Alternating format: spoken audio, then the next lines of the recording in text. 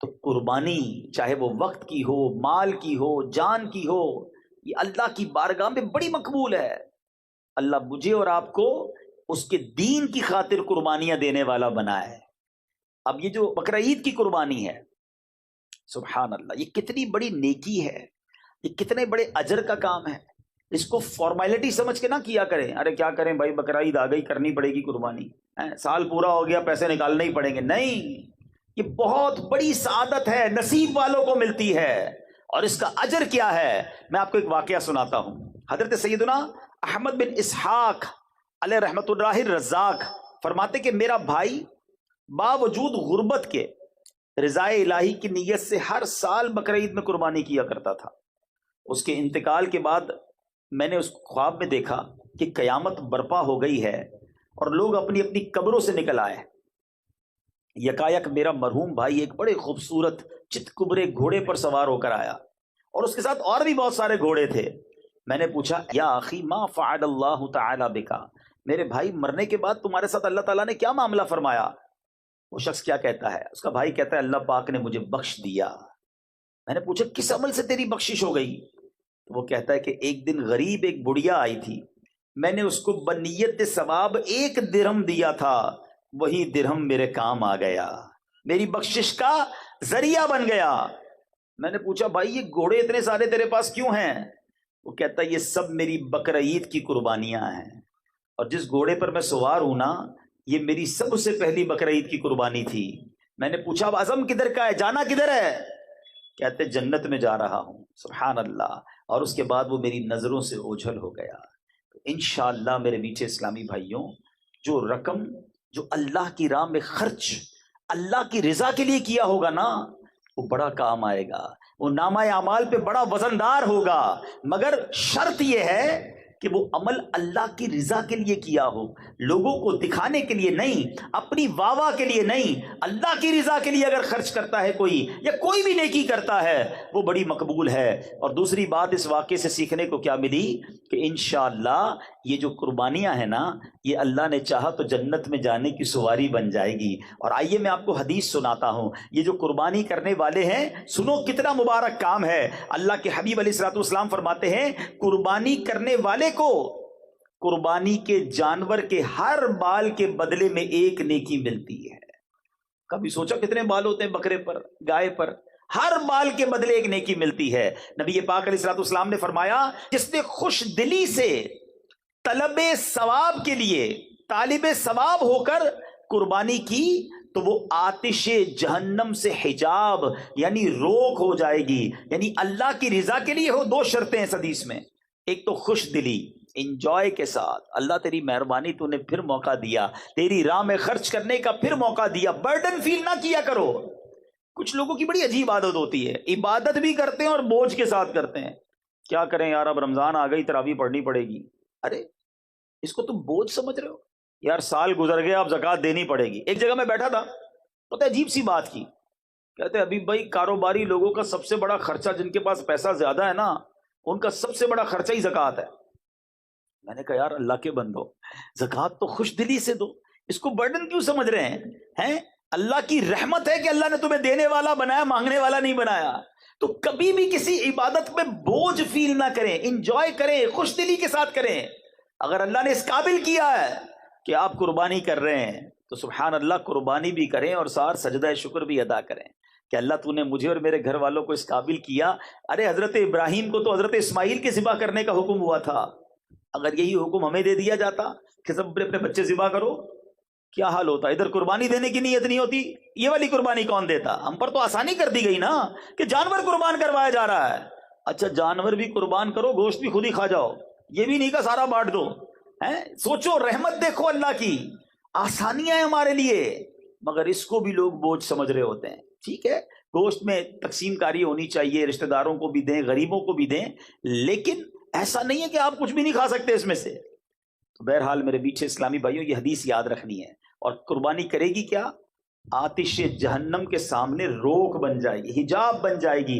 اللہ نے چاہا جہنم سے قربانی بچائے گی۔ ایک اور حدیث پاک سنیے، پیارے آقا علیہ الصلوۃ والسلام فرماتے اے فاطمہ، اپنی صاحبزادی سے کہا، اے فاطمہ اپنی قربانی کے پاس موجود رہو، کیونکہ اس کے خون کا پہلا قطرہ گرے گا تو تمہارے سارے گناہ معاف کر دیے جائیں گے۔ ہائے ہائے ہائے، کتنی بڑی نعمت ہے۔ چوتھی حدیث، اللہ کے حبیب فرماتے ہیں جس شخص میں قربانی کرنے کی وسعت ہو پھر بھی وہ قربانی نہ کرے تو وہ ہماری عیدگاہ کے قریب نہ آئے۔ ہاں، اس کو نبی پاک نے اپنے آپ سے دور فرما دیا۔ وہ لوگ جو قربانی اس میں سستی کرتے ہیں، اچھا پھر پورے گھر کا ایک بکرا کر لیں گے، گھر میں افراد بہت سارے، ایک جانور سب کی طرف سے، حساب نہیں کرتے کہ حصے کتنے بن رہے ہیں، حصے پورے ہو رہے ہیں کہ نہیں ہو رہے، کیونکہ بعض صورتوں میں اگر آپ کی کیلکولیشن درست نہیں ہے یا آپ نے ایک ہی جانور، مثال کے طور پہ ایک بکرے میں سارے گھر والوں کی قربانی شامل کر دی، کسی کی بھی قربانی نہیں ہوگی۔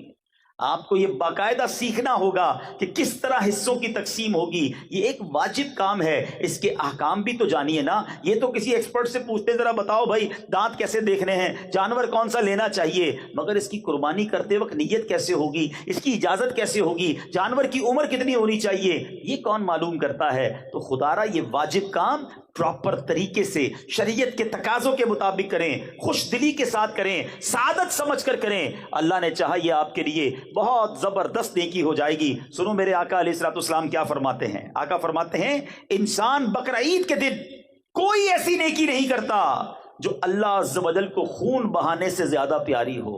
یہ قربانی قیامت میں اپنے سینگوں، بالوں اور کھروں کے ساتھ آئے گی، اور قربانی کا خون زمین پر گرنے سے پہلے اللہ کے ہاں قبول ہو جاتا ہے۔ لہٰذا خوش دلی سے قربانی کرو۔ سبحان اللہ۔ محقق علی الاطلاق خاتم المحدثین حضرت شیخ عبدالحق محدث دہلوی فرماتے ہیں قربانی اپنے کرنے والوں کے نیکیوں کے پلے میں رکھی جائے گی جس سے نیکیوں کا پلڑا بھاری ہوگا۔ حضرت سیدنا ملا علی قاری رحمۃ اللہ تعالی علیہ فرماتے ہیں پھر اس کے لیے سواری بنے گی جس کے ذریعے یہ شخص بآسانی پل صراط سے گزرے گا۔ ارے یہ پل صراط پر سواری کا کام دے گی، یہ نامہ اعمال پہ وزن کا کام دے گی۔ فرمایا اور اس جانور کا ہر عضو، پارٹ آف دا باڈی، قربانی کرنے والے کے ہر عضو کے لیے جہنم سے فدیہ ہوگا۔ قربانی کی آنکھ کے بدلے ہماری آنکھ جہنم سے بچے گی، قربانی کے پیر کے بدلے ہمارا پیر جہنم سے انشاءاللہ بچے گا۔ تو سوچو یہ جانور تو مجھے جہنم سے بچانے والا ہے، یہ پل صراط سے پار کرانے والا ہے۔ اب یہاں ایک اور بڑی پیاری بات، بڑی گہری بات ہے، توجہ چاہوں گا۔ آقا نے کیا فرمایا صلی اللہ تعالی علیہ وسلم؟ اس کا مضمون ہے کہ قربانی جو ہے وہ، میرے آقا نے فرمایا کہ اس دن، قربانی والے دن، خون بہانے سے زیادہ کوئی افضل کام نہیں ہے۔ اب آج کل کچھ لوگوں کو پتہ نہیں کیا ہو گیا ہے، کہتے ہیں یار اتنی ساری قربانی کرنے سے بہتر ہے کسی غریب کی شادی کرا دو، کسی غریب کی مدد کر دو۔ ارے بھائی ہم یہ سارے کام، چاہے کسی کی مدد کریں، کسی کا علاج کروائیں، کس لیے کرتے ہیں؟ اللہ کی رضا کے لیے نا، ثواب کے لیے۔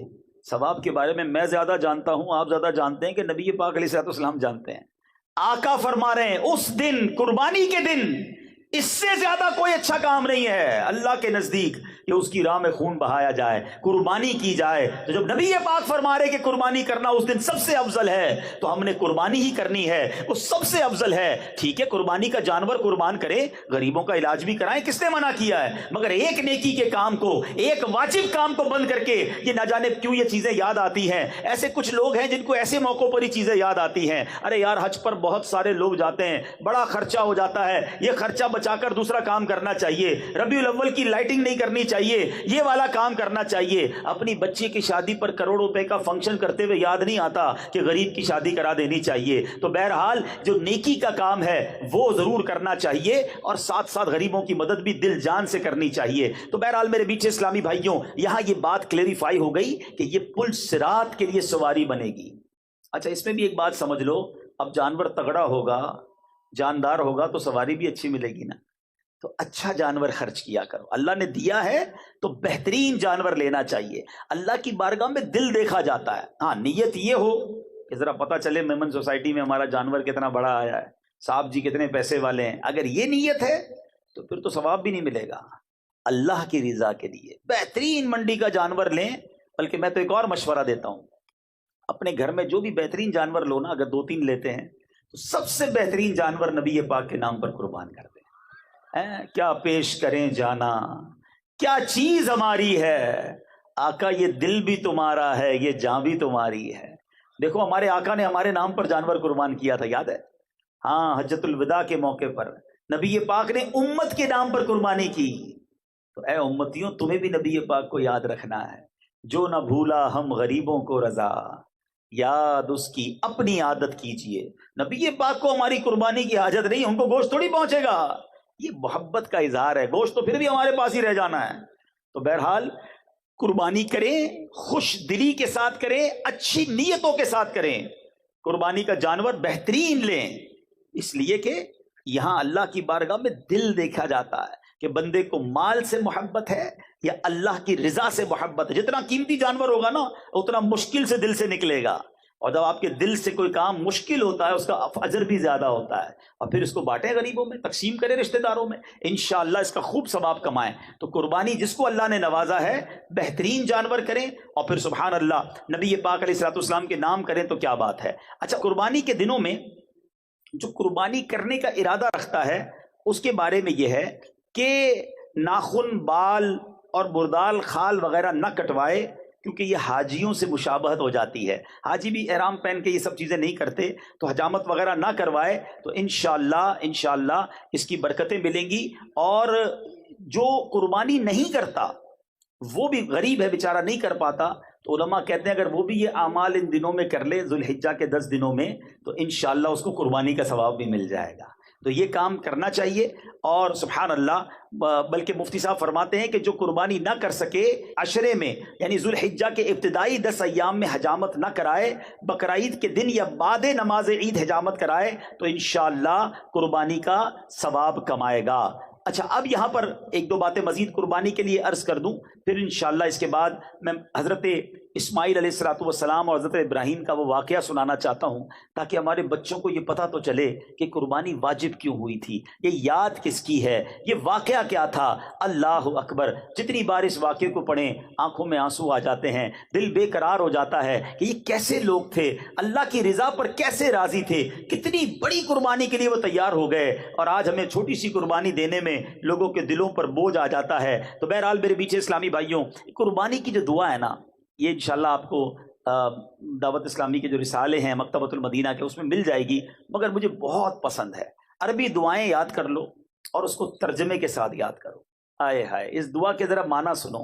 اللہ کرے کہ مجھے تو وہ بی بی فاطمہ سے جو نبی پاک نے فرمایا نا کہ اے فاطمہ قربانی کے پاس رہنا، پہلا قطرہ گرتے ہی تمہارے پچھلے گناہ معاف کر دیے جائیں گے. اب یہ دعا کیا ہے؟ وہ دعا یہ ہے، انی وجہت وجہی للذی فطر السماوات والارض حنیفا وما انا من المشرکین ان صلاتی ونسکی ومحیای ومماتی للہ رب العالمین لا شریک لہ وبذالک امرت وانا من المسلمین. کیا ترجمہ ہے اس کا؟ یہ تو ویسے بھی پڑھنے والی دعا ہے. ترجمہ کیا ہے کہ میں نے اپنا منہ اس کی طرف کیا جس نے آسمان و زمین بنائے، ایک اسی کا ہو کر، اور میں مشرکوں میں نہیں. بے شک میری نماز اور میری قربانیاں اور میرا جینا اور میرا مرنا سب اللہ کے لیے ہے جو رب سارے جہان کا، اس کا کوئی شریک نہیں. مجھے یہی حکم ہے اور میں مسلمانوں میں ہوں. اللہ اکبر! جب اس کیفیت میں بندہ قربانی کرے کہ اللہ میرا جینا، میرا مرنا، میری نماز، میری قربانی سب تیرے لیے ہے، اللہ ان کیفیتوں کے ساتھ قربانی کرنا اب نصیب فرمائے. تو بہرحال میرے میٹھے اسلامی بھائیوں، اب چلتے ہیں یہ قربانی شروع کہاں سے ہوئی. حضرت ابراہیم علیہ السلام بڑی عظیم ہستی ہیں. یاد رہے حضرت ابراہیم کو ابو الانبیاء کہا جاتا ہے. یہ وہ نبی ہیں کہ ان کے بعد جتنے انبیاء آئے سب کے آپ والد ہیں. آپ کو ابو الرحیم بھی کہا جاتا ہے. ابراہیم ابو الرحیم بھی کہا جاتا ہے. وہ کیوں؟ کہ آپ جو ہے بڑے مہمان نواز تھے. روزانہ دسترخوان پر آپ کو کوئی مہمان چاہیے ہوتا، جب تک مہمان نہ ملتا آپ کھانا نہیں کھاتے تھے. مہمان نوازی بھی آپ کے دور سے شروع ہوئی. اب آپ کو بیٹے کی تمنا تھی، آپ اللہ کی بارگاہ میں دعا کرتے تھے، اے اللہ مجھے بیٹا عطا کر دے. اچھا، آپ 99 سال کی عمر تک بے اولاد تھے، 99 ایئرس کی ایج. چلو تھوڑا سا یہاں ایک درس دے دوں. کئی لوگ ملتے ہیں کہتے ہیں اولاد نہیں ہے، اور پھر مایوسی کی باتیں کرتے ہیں. میں تو نماز پڑھتا ہوں پھر بھی اولاد نہیں ملتی، حج کر کے آیا پھر بھی اولاد نہیں ہے. معاذ اللہ، اللہ کی رضا پر راضی نہیں ہے. ایک بات یاد کر لو، اگر رب نے کچھ نہیں دیا نا تو یہی میرے لیے بہتر ہوگا. کیا پتا تمہارے نصیب میں ایسی اولاد ہو جو تمہیں مار کے گھر سے نکالتی ہے. بعد میں ماں باپ کہتے ہیں نا نہیں ہوتی اولاد تو اچھا تھا. نہیں ہوتی ایسی اولاد. کیسی کیسی نافرمان اولاد ہوتی ہے لوگوں کی. میرا رب اگر اسی پر راضی ہے تو راضی رہو نا. 99 ایئرس کی ایج ہو گئی حضرت ابراہیم کی, اولاد نہیں ہے, مگر رب سے دعا کرتے ہیں, مایوس بھی نہیں ہے. اور دعا کا انداز کیا تھا؟ آپ کہتے ہیں اسمع یا ایل, اسمع یا ایل. اسمع عربی میں کہتے سن لے, اور عبرانی زبان میں ایل کہتے اللہ کو, پروردگار کو, اے اللہ میری سن لے. سبحان اللہ. حضرت اسماعیل 99 سال میں حضرت ابراہیم کو عطا کیے گئے, اور حضرت ابراہیم نے بیٹے کا نام ہی اسماعیل رکھ دیا. جو دعا میں پکارتے تھے اسمع یا ایل, یہی نام اسماعیل جو ہے وہ اپنے بیٹے کا نام رکھ دیا. اے میرے میٹھے اسلامی بھائیوں, یاد رہے حضرت ابراہیم کی کیا شان ہے. رسول پاک علیہ الصلوۃ والسلام کے بعد تمام انبیاء میں سب سے افضل نبی حضرت ابراہیم علیہ السلام ہیں. حضرت ابراہیم ہی اپنے بعد میں آنے والے سارے انبیاء کرام کے والد ہیں. ہر آسمانی دین میں آپ کی پیروی اور اطاعت ہے. ہر دین والے آپ کی تعظیم کرتے ہیں. آپ ہی کی یاد میں قربانی ہے, آپ ہی کی یادگار میں حج کے ارکان ہیں, آپ ہی کعبہ شریف کی پہلی تعمیر کرنے والے ہیں. جس پتھر پر کھڑے ہو کر آپ نے کعبہ بنایا اس کو مقام ابراہیم کہا گیا, اور اس کو سجدہ کرنے کی جگہ فرما دیا گیا. واتخذوا من مقام ابراہیم مصلی, اور ابراہیم کے کھڑے ہونے کی جگہ پر اپنا مصلی بناؤ, وہاں نماز ادا کرو. یہ قرآنی حکم آ گیا. یہ حضرت ابراہیم کی شان ہے. ویسے ایک اور عشق والی بات بتا دوں, اللہ آپ کو اور مجھے بار بار مکے کی حاضری عطا فرمائے. وہ پتھر جس پر کھڑے ہو کر حضرت ابراہیم نے کعبہ تعمیر کیا تھا, سبحان اللہ, آج بھی اس پتھر پر حضرت ابراہیم کے قدموں کے نشان اپنی آنکھوں سے آپ دیکھ سکتے ہیں. کتنے گہرے نشان ہیں. کبھی سوچا کتنا ٹائم ہو گیا ہے؟ 5000 سال سے زیادہ وقت ہو گیا ہے. یہ اب اس کے اوپر باکس بنایا گیا ہے, پہلے باکس نہیں تھا. یہ کھلے آسمان تلے پتھر پڑا رہا. ہزاروں بارشیں دیکھی, ہزاروں اس نے آندھیاں دیکھی ہوں گی, موسم کے مد و جزر دیکھے, مگر یہ پتھر نے کیسے اپنے سینے میں حضرت ابراہیم کی نشانی کو سنبھالا ہوا ہے کہ آج بھی اپنی آنکھوں سے ہم حضرت ابراہیم کے قدموں کے نقش کا نظارہ کر سکتے ہیں. جب حضرت ابراہیم کی شان یہ ہے تو ابراہیم کے آقا کی شان کا عالم کیا ہوگا. تو بہرحال حضرت ابراہیم وہ عظیم ہستی ہیں کہ قیامت میں سب سے پہلے آپ ہی کو عمدہ لباس عطا ہوگا. اس کے فوراً بعد نبی پاک علیہ الصلوۃ والسلام کو ایک اور بڑی پیاری بات کتابوں میں لکھی. جن کے چھوٹے بچے فوت ہو گئے ہو نا, گھبرایا نہ کرو, اللہ کی رضا پہ راضی رہا کرو. اول تو وہ چھوٹے بچے مغفرت کا ذریعہ بنیں گے, مگر آج وہ بچے پتہ ہے کہاں ہیں؟ علماء فرماتے ہیں مسلمانوں کے فوت ہو جانے والے بچوں کو آپ علیہ الصلوۃ والسلام اور آپ کی بیوی حضرت سارہ رضی اللہ تعالی عنہا عالم برزخ میں ان بچوں کی پرورش کرتے ہیں. یہ بچے ان کے پاس ہیں, حضرت ابراہیم کے پاس ہیں, اور وہ ان کی پرورش فرما رہے ہیں. اللہ اکبر, یہ شان ہے حضرت ابراہیم کی. اب ذرا غور کیجئے میٹھے اسلامی بھائیوں, حضرت ابراہیم کی شان تو آپ نے سنی. کئی ایسے دنیا میں کام ہیں جن کے انوینٹر, جن کے ذریعے یہ کام شروع ہوئے, سب سے پہلے جو سٹارٹ ہوئے وہ بھی حضرت ابراہیم کے دور میں کون کون سے کام ہوئے؟ سب سے پہلے آپ ہی کے بال سفید ہوئے. دنیا میں کسی کے بال سفید نہیں ہوتے تھے.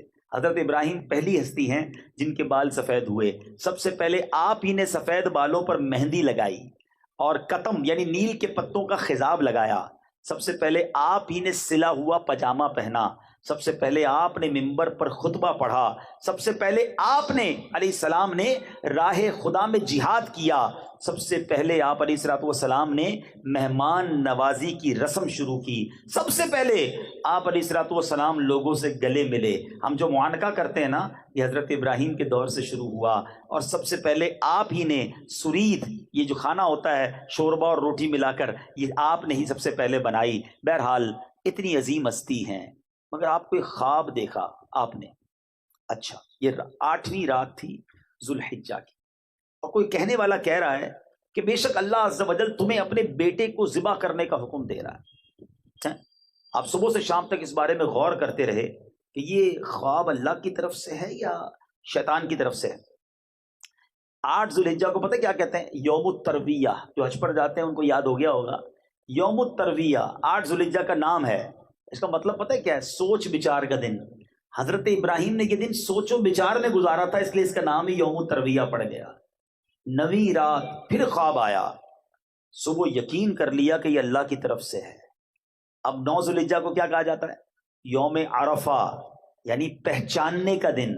آپ کو یقین ہو گیا کہ یہ اللہ کی طرف سے خواب ہے، 9 ذوالحجہ کا دن ہی یوم عرفہ پڑ گیا۔ اب 10ویں ذوالحجہ پھر وہ آپ نے رات کو خواب دیکھا، اب آپ نے پکا ارادہ کر لیا کہ بیٹے کو آج ذبح کرنا ہے، اس لیے 10 ذوالحجہ کے دن کا نام یوم النحر پڑ گیا۔ یہ تینوں نام بھی حضرت ابراہیم کی کیفیت کے مطابق، جو آپ کی کیفیت تھی وہی اس دن کا نام ہو گیا۔ اے میرے میٹھے اسلامی بھائیوں، حضرت ابراہیم نے اب اپنے بیٹے حضرت اسماعیل علیہ السلام سے بات کی۔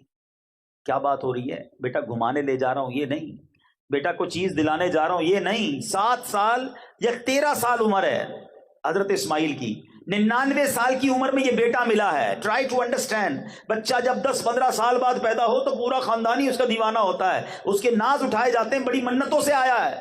99 ایئرز کے بعد اولاد ہوئی ہے، اور ابھی 7 سال کا ہے، یا ایک روایت کے مطابق 13 سال کا ہے۔ حضرت اسماعیل کے بارے میں کہا گیا اس کو ذبح کر دو، اور آپ اپنے بیٹے سے بات کرتے ہیں کہ بیٹا میں تمہیں اللہ کی طرف سے حکم آیا ہے۔ مگر اس سے پہلے کیا ہوا ذرا سنیے گا۔ اب شیطان نے کیا کام کیا؟ شیطان جو ہے اب ایک شکل میں حضرت ابراہیم کے پاس آیا، کیونکہ آپ اپنے بیٹے کو لے کے کہیں جا رہے تھے۔ کہتا ہے ابراہیم کہاں کا ارادہ ہے؟ آپ نے جواب دیا میں کام سے جا رہا ہوں۔ اس نے پوچھا کیا اسماعیل کو ذبح کرنے جا رہے ہو؟ حضرت ابراہیم علیہ السلام نے کہا کیا تم نے کسی باپ کو دیکھا ہے وہ اپنے بیٹے کو ذبح کرے؟ شیطان بولا ہاں میں آپ ہی کو دیکھ رہا ہوں، کسی کام سے جا رہے ہیں۔ اس کو تو معلوم تھا۔ آپ سمجھتے ہیں کہ اللہ عز و جل نے آپ کو اس بات کا حکم دیا ہے؟ حضرت ابراہیم نے ارشاد فرمایا اگر اللہ عز و جل نے مجھے اس بات کا حکم دیا ہے تو میں اس کی فرما برداری کروں گا۔ شیطان نے یہاں وسوسہ ڈالنے کی کوشش کی، کامیاب نہیں ہوا۔ اب بی بی ہاجرہ کے پاس گیا۔ آپ کو پتا ہے آپ کے بیٹے کو کہاں لے کر گئے حضرت ابراہیم؟ کب بیٹے کو کہیں گھمانے پھرانے لے گئے؟ کہ نہیں، وہ انہیں ذبح کرنے لے کر گئے۔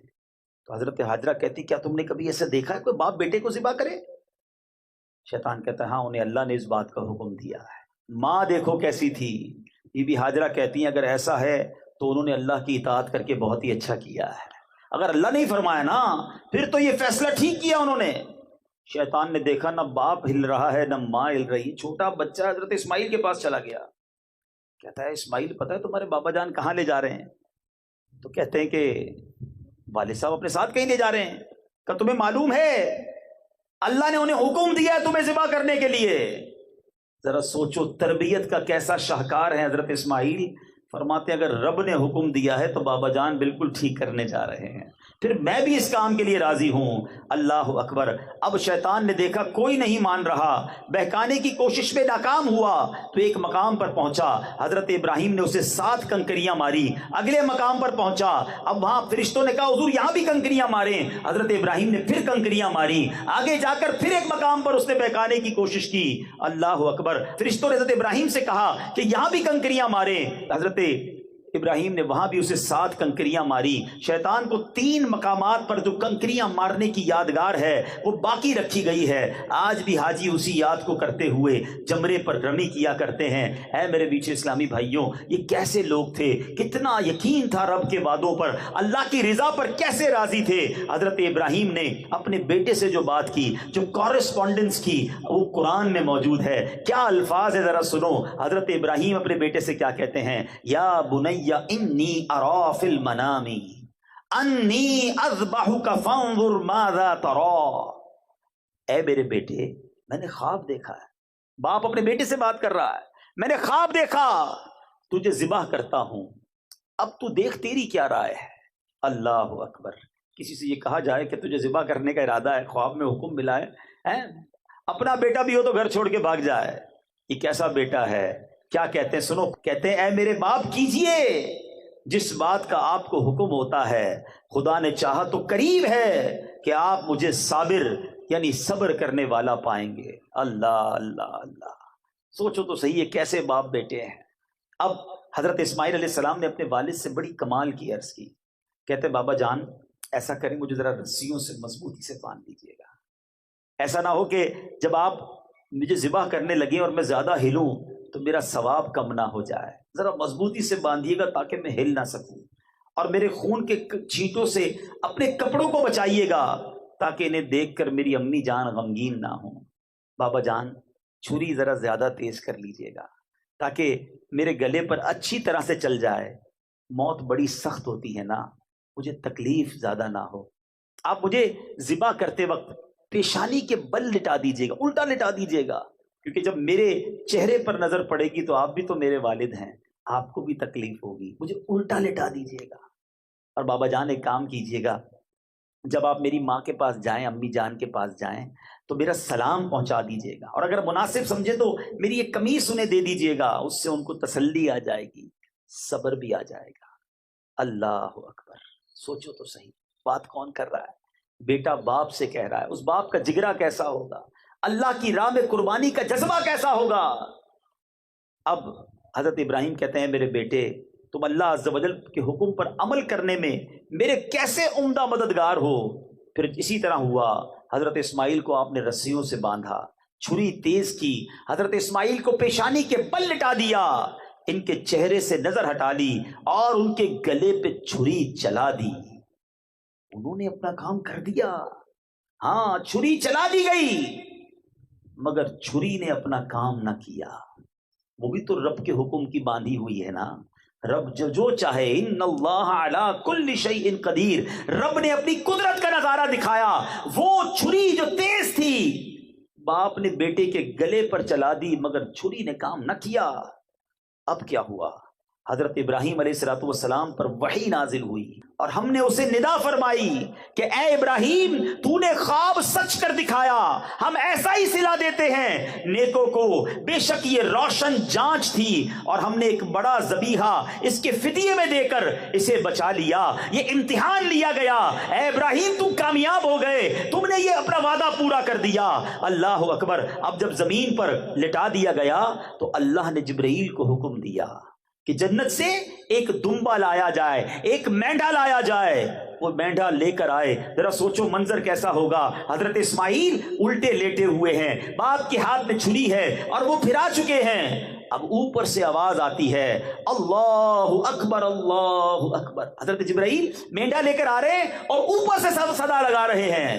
حضرت ابراہیم نے جب اوپر دیکھا تو جان لیا کہ اللہ کی طرف سے آزمائش کا وقت گزر چکا ہے, امتحان پورا ہو گیا ہے.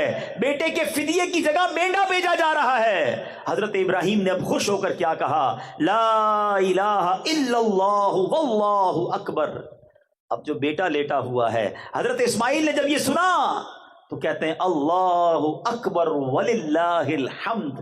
اس کے بعد کیا ہوا, یہ تینوں الفاظ جو ہیں یہ وہی تسبیح ہے جو ہم عید کے دنوں میں پڑھتے ہیں. یہ ایام تشریق میں پڑھی جانے والی تسبیح ہے, قیامت تک کے لیے مسلمانوں کی زبانوں پر جاری کر دیا گیا. اب جب اس تسبیح کو پڑھنا تو غور کرنا کتنی مبارک تسبیح ہے کہ اس کے پہلے الفاظ جبرائیل نے کہے ہیں, درمیانی الفاظ حضرت ابراہیم کی زبان سے ادا ہوئے ہیں, اور آخری ورڈز جو ہیں وہ حضرت اسماعیل کی زبان سے ادا ہوئے ہیں. ارے اتنی بڑی قربانی کے بارے میں ہم تو تصور بھی نہیں کر سکتے.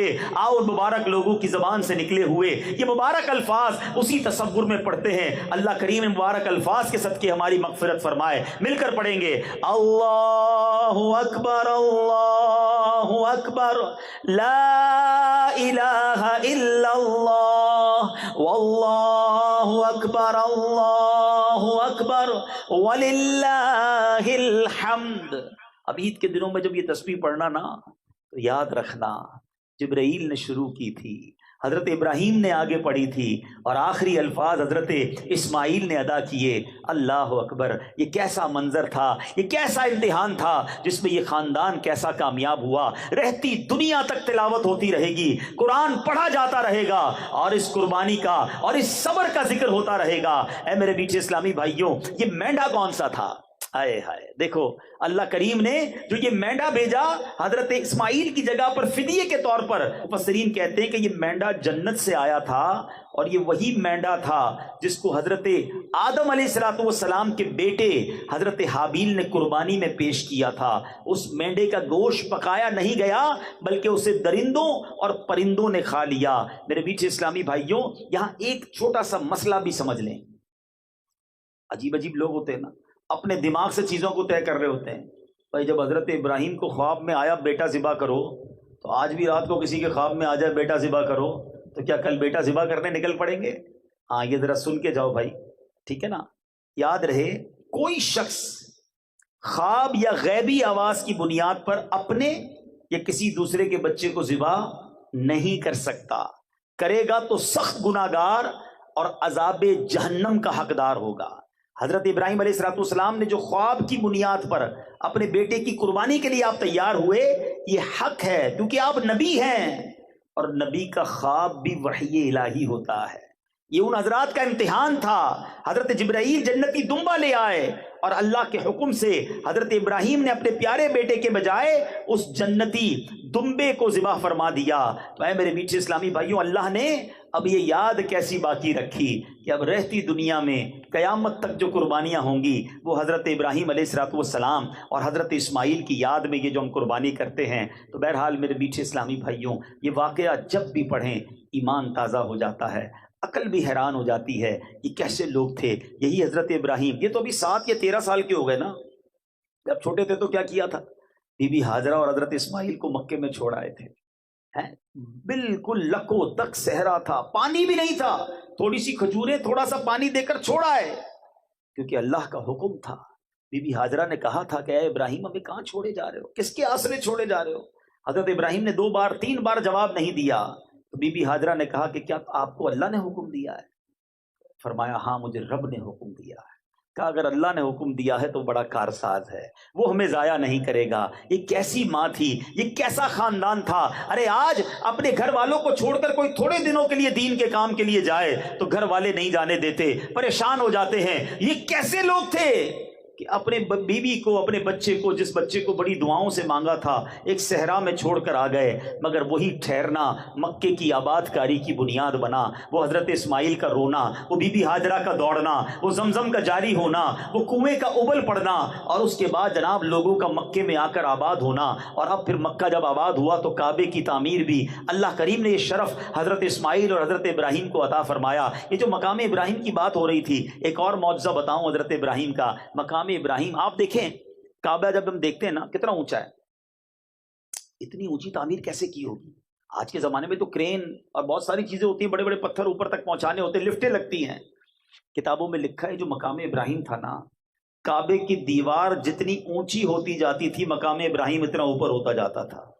یہ لفٹ کا کام کرتا تھا، جب نیچے تعمیر کرنی ہوتی تھی یہ پتھر نیچے آ جاتا تھا۔ اللہ اکبر، اللہ نے اپنے گھر کی تعمیر کا کیا انتظام کیا۔ اچھا پھر جب اس کی تعمیر کرنی تھی ایک اور پرابلم تھی، کعبہ جو ہے وہ اٹھا لیا گیا تھا طوفان نوح کے موقع پر۔ اب کعبے کی ڈائمنشنز نہیں پتا تھی کہ ایگزیکٹلی کعبہ کدھر ہے جہاں بنانا ہے۔ حضرت ابراہیم کو حکم ہوا اے ابراہیم کعبے کی تعمیر کرو۔ اب اس جگہ کی نشاندہی کے لیے ایک بادل بھیجا گیا۔ ارشاد ہوا اس بادل کے نیچے جتنی سائے کی جگہ ہے نا، یہی کعبے کی 4 دیواری کی جگہ ہے، یہاں کعبہ تعمیر کرو۔ ایگزیکٹلی ڈائمنشن بتانے کے لیے ایک بادل بھیجا گیا۔ حضرت ابراہیم نے بالکل اس کے نیچے باؤنڈری بنائی اور کعبے کی تعمیر شروع کی۔ کعبہ تعمیر ہو گیا۔ اب حضرت ابراہیم کو حکم ہوا اے ابراہیم لوگوں کو حج کے لیے بلاؤ، لوگوں کو آواز لگاؤ۔ مکے میں کتنے لوگ رہتے تھے؟ آپ نے کہا یا اللہ ساری دنیا میں میری آواز کیسے پہنچے گی؟ آج میں حیدرآباد میں بیٹھا ہوں، بیان کر رہا ہوں، سینکڑوں ہزاروں لوگ ہیں، دور دور تک آواز جا رہی ہے، مائک ہے، مگر پھر بھی حیدرآباد کے اس میدان تک ہی ہے نا۔ اگر دنیا میں پہنچانی ہے تو اب انٹرنیٹ ہے، یہ سوشل میڈیا پر پتہ نہیں کوئی امریکہ میں کوئی یورپ میں ہمارا بیان سن رہا ہوگا، مگر اس زمانے میں تو یہ سب کچھ نہیں تھا۔ کہا گیا اے ابراہیم آواز لگاؤ۔ کہا یا اللہ میری آواز کیسے پہنچے گی؟ ارشاد ہوا ابراہیم آواز لگانا تمہارا کام ہے، پہنچانا ہمارا کام ہے۔ حضرت ابراہیم چڑھ گئے جبل ابو قبیس پر، آج بھی وہ پہاڑ موجود ہے صفا مروہ کے ساتھ ہیں، اور یہ سب سے قدیم پہاڑ کہا جاتا ہے۔ حضرت ابراہیم کھڑے ہوئے اور آپ نے لوگوں کو حج کے لیے بلایا، صدا لگائی۔ کیا صدا ہوگی؟ آپ کو پتہ ہے اللہ نے صدا کو کیسے پہنچایا؟ کتابوں میں لکھا ہے اس وقت دنیا میں جتنے لوگ تھے آل اراؤنڈ دا ورلڈ، سب نے حضرت ابراہیم کی اس آواز کو سنا۔ سنو، صرف لوگوں نے نہیں سنا بلکہ جو ابھی دنیا میں نہیں آئے تھے، ماں کے پیٹ میں تھے، انہوں نے بھی سنا، جو باپ کے پشت میں تھے انہوں نے بھی سنا، جن کی روحیں عالم ارواح میں تھی انہوں نے بھی سنا۔